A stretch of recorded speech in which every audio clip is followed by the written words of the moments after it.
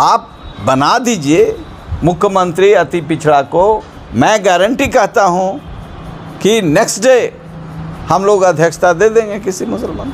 हम ये कह रहे हैं कि ईबीसी का जितना शोषण नीतीश कुमार के कालखंड में हुआ कभी नहीं हुआ है। जदयू का तो निर्लज्ज जमात है।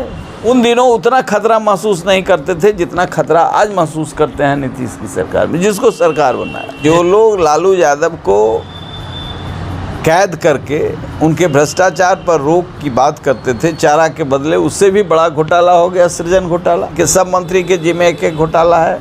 आज जो इनके सबसे चहेते हैं सिंचाई विभाग के, वहाँ सबसे बड़ा घोटाला है। मीडिया में चीफ एडिटर यही थे। रामविलास पासवान जी ने उन दिनों भी कहा था, 2005 में इस चीज़ को दिखाया था। बेचैन थे ये, हम लोग इनको बनाने में बेचैन थे। मैंने गृह मंत्री को लिखा है कि यहाँ एक केंद्रीय टीम रहना चाहिए सिक्योरिटी में, और उनके मेडिकल टीम भी एम्स का होना चाहिए जो इनके खाना का दवा का चेक करे। जॉर्ज को तो पीड़ा से हुआ था, इनको साजिश के तहत जॉर्ज के रास्ते पर ले जाया जा रहा है। नमस्कार, आप देख रहे हैं ब्रेकिंग बिहार। अभी हमारे साथ है जहानाबाद के पूर्व सांसद लोक जनशक्ति पार्टी रामविलास के राष्ट्रीय उपाध्यक्ष डॉक्टर अरुण कुमार। इन दिनों बिहार में धर्म और जाति, क्या धर्म पर जाति भारी पड़ रही है? क्या नीतीश कुमार और लालू प्रसाद यादव ने जो जाति के नाम पर जो मास्टर स्ट्रोक खेला है, क्या मोदी पर भारी पड़ रही है? सर, कैसा मास्टर स्ट्रोक? जातिगत जो गणना, जनगणना। मेरे हिसाब से लालू जी को फ़ायदा हुआ हो थोड़ा बहुत मनोवैज्ञानिक कारणों से, चूँकि नीतीश कुमार ने उनके लिए अच्छा प्रबंधन कर दिया। लेकिन जहाँ तक एज ए होल ये पेंडोरा बॉक्स खोल करके नीतीश कुमार ने जो भी इसमें बेईमानी की है वह बूमरेंज कर रहा है, वो बैकफायर हो। कोयरी की आबादी 8 से 10% 4% कर दिए, उनकी अपनी आबादी 1% 3% कर दिए। यादव की आबादी तो मान लिया कि बहुत, एक कम्युनिटी में सबसे ज़्यादा आबादी है, ये सब लोग मानता है। उसके बाद कोयरी लोगों का वोट, कोयरी को अपने करीब करीब पहुंचा दिए हैं। तो यह पहले भी हम लोग देखते रहे कि ये चिंता कुशवाहा लोगों की है, चूँकि कोयरी को पहले भी जगदेव बाबू एक पार्ट में किए थे, दांगी और कुशवाहा को। नीतीश कुमार ने कुशवाहा के खिलाफ अभियान जब चलाया तो पहला काम किया कि दांगी को अलग कर दिया, कुशवाहा को अलग कर दिया। ये खेल एक बड़े पैमाने पर इस बार उन्होंने किया है कि आबादी आपकी बहुत नहीं है। मास्टर स्ट्रोक हमने इसलिए कहा सर कि कल ही जदयू के राष्ट्रीय अध्यक्ष ललन सिंह का जो बयान आया है, मुख्यमंत्री नीतीश कुमार को उन्होंने अभिमन्यु करार दिया है और सीधे तौर पर कहा कि बीजेपी एनडीए ने जो जातीय गणना को रोकने के लिए जो चक्रव्यूह रचा था उसे मुख्यमंत्री ने अभिमन्यु की तरह काट दिया। तो अभिमन्यु तो जिंदा है उनके तरह। महाभारत पूरा नहीं पढ़े हैं, जैसे राष्ट्रीय गान उनको पूरा याद नहीं है, ऐसे ही महाभारत भी पूरा नहीं पढ़े हैं। अभिमन्यु तो यदि होते तो इनका बक्से में रह जाता। चक्रव्यूह ये चक्रव्यूह था ही नहीं, कभी किसी ने रोकने का प्रयास नहीं किया। हाँ, ये ज़रूर था कि फेयर कराते, ट्रांसपेरेंट कराते। कोई पॉलिटिकल पार्टी, चिराग पासवान ने भी समर्थन किया, जबकि चिराग पासवान एक वाहिद नेता हैं जो ये बात कहते हैं कि जाति और धर्म के आधार पर राजनीति करके विकास के आयाम को कमज़ोर किया जा सकता है। इसी से हमने कहा सर कि बीजेपी इसीलिए धर्म के नाम पर करती थी और ये जाति का जो मास्टर स्ट्रोक मारा है, धर्म कहीं फेल नजर आ रहा है, जाति हावी हो गई बिहार में। बीजेपी जो धर्म की राजनीति करती है वह भारतीय संस्कृति सनातन परंपरा की रक्षा की बात करता है, समाज को तोड़ने के लिए नहीं, समाज को जोड़ने के लिए। इन्होंने जो काम किया है परसेंटेज बदल करके, इसको इधर करके, उसको उधर करके, और ये पूरे सामाजिक न्याय के नाम पर, सोशल इंजीनियरिंग के नाम पर, जो गरीब लोग है, अति पिछड़ा है, जो कर्पूरी ठाकुर ने कर्पूरी फार्मूला दिया था, उसके विपरीत आचरण के ये व्यक्ति हैं। और उससे समाज के लोगों ने महसूस किया है। आज नहीं देख रहे हैं किस तरीके से धरना प्रदर्शन हो रहा है, जिसके ये हीरो बनने चले थे। तो ये उस पेंडोरा बॉक्स में ये पूरे फंसे हैं।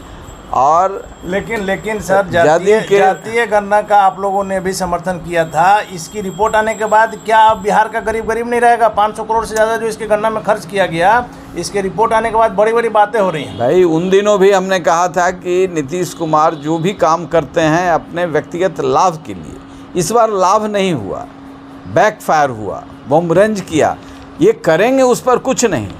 17 अब 15 लगभग 36-37 साल इन लोगों ने शासन किया। सामाजिक न्याय के लोग ही हैं, और सामाजिक न्याय का न्याय तब दिखता जब शिक्षा, क्वालिटी एजुकेशन करते। शिक्षा का सर्वनाश किया। लालू यादव के कालखंड से भी आज बुरा हाल शिक्षा का है।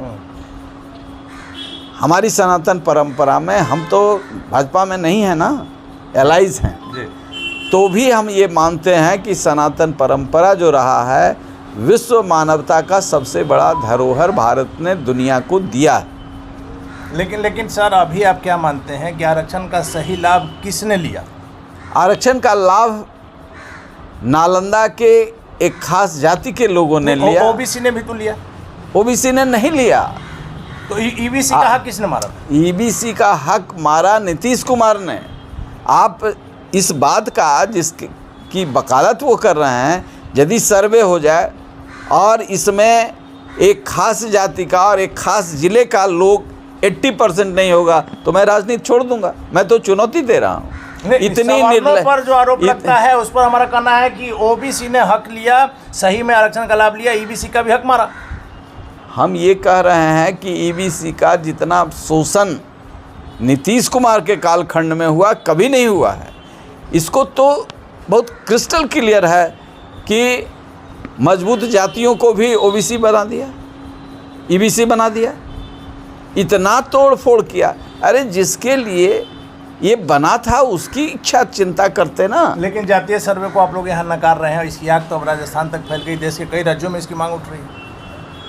यदि इसी तरह का जातीय सर्वेक्षण होगा तो गरीब तबके के लोगों को, ईबीसी को कोई लाभ नहीं होने वाला है। जिस तरह का कुछ नेताओं को सिर्फ लाभ होगा।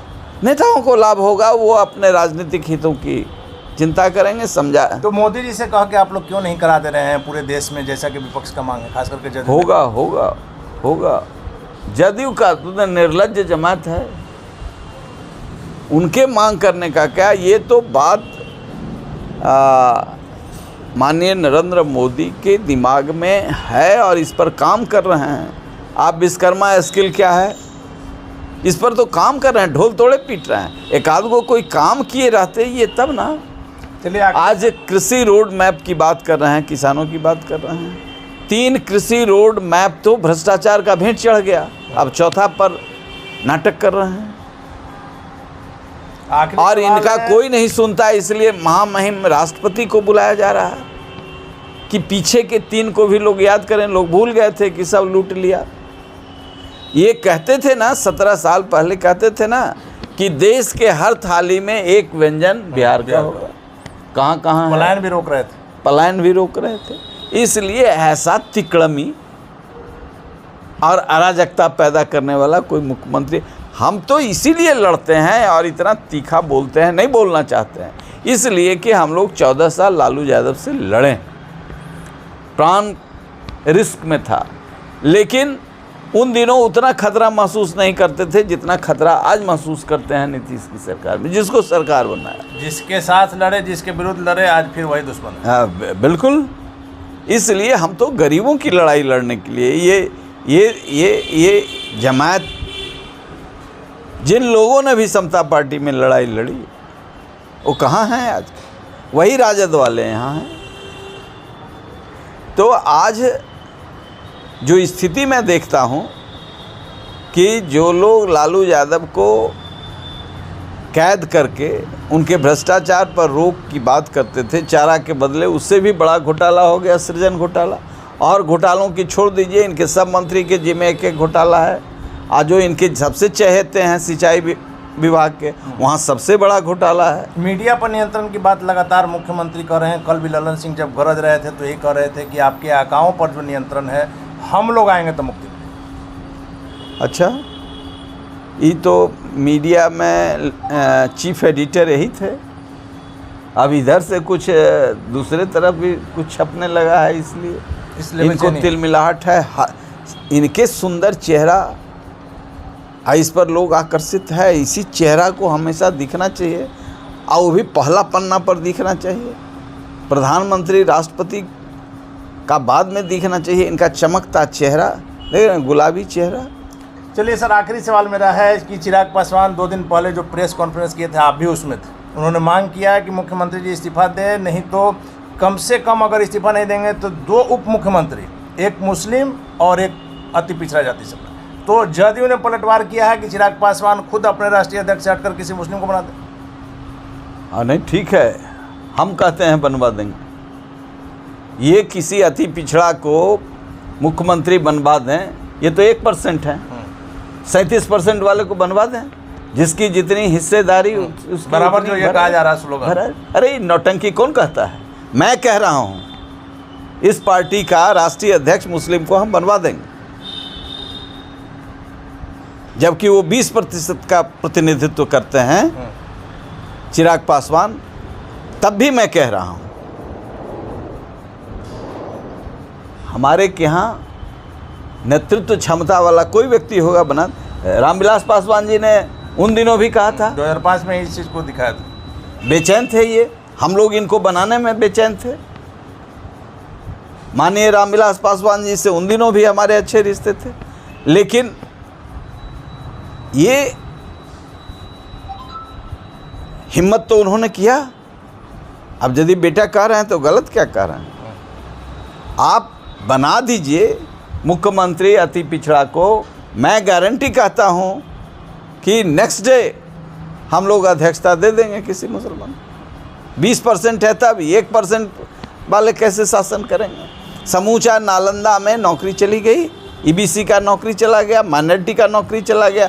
आप निकलवा लीजिए एक जाति विशेष के लोगों का, भले पैसे लेके किया गया है, मैं नहीं कह रहा हूँ। तो आज किसी भी जिला में, किसी भी ब्लॉक में, किसी नालंदा जरूर है। इतना बड़ा बेईमानी होता है? इतनी बड़ी बेईमानी होती है? आइए बात करेंगे न्याय क्या। अरे हम तो उनके स्वास्थ्य के लिए चिंतित हैं। मैंने गृह मंत्री को लिखा है कि यहाँ एक केंद्रीय टीम रहना चाहिए सिक्योरिटी में, और उनके मेडिकल टीम भी एम्स का होना चाहिए जो इनके खाना का, दवा का चेक करे। पिछले बार जो आपने कहा था कि कुछ मिलाया जा रहा है उनके खाना में।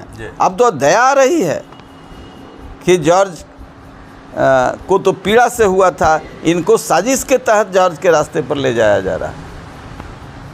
चलिए धन्यवाद सर। तो ये थे हमारे साथ जहानाबाद के पूर्व सांसद, लोक जनशक्ति पार्टी रामविलास के राष्ट्रीय उपाध्यक्ष डॉक्टर अरुण कुमार। सीधे तौर पर विरोधियों को जवाब दिया है कि आप अति पिछड़ा को मुख्यमंत्री बना करके दिखाइए। अगले दिन ही चिराग पासवान की पार्टी का राष्ट्रीय अध्यक्ष जो है वह कोई मुस्लिम होगा। विपक्ष के नेताओं से, जदयू के नेताओं से इस विषय पर बात करेंगे। फिलहाल आप बने रहे ब्रेकिंग विभाग।